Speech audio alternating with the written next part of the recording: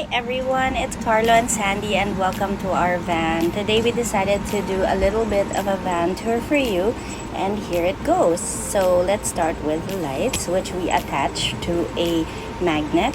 We got this really cute Carlo and Sandy sign made of wood, and here in our forward cabin we keep all these knickknacks like our electronics, our DW40 and all those things.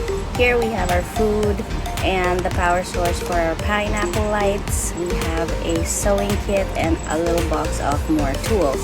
On the other side of the console is our bug sprays, our personal items, toothbrush, deodorants, and all that things. Here is our sink that works, which you need to turn on the pump. We also have a light that is a magnet attached, which you can charge via USB.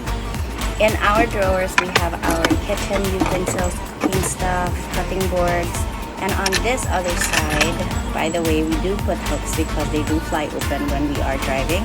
So these are our cooking ware and stuff. Underneath is our securely placed Coleman Extreme, which keeps the ice cold for about 4 days. It's amazing.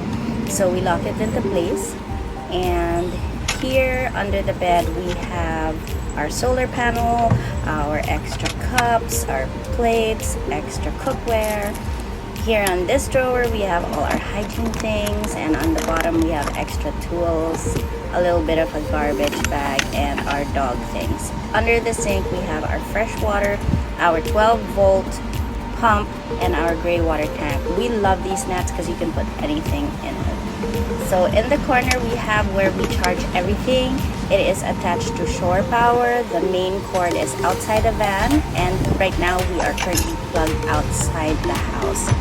Our toilet is in this box under our little bench, and here is our pantry. We keep our dry goods, canned goods, oil, salt, pepper, and all those things. And here in our forward cabin, we've kind of made it like our storage area for our clothes and personal items.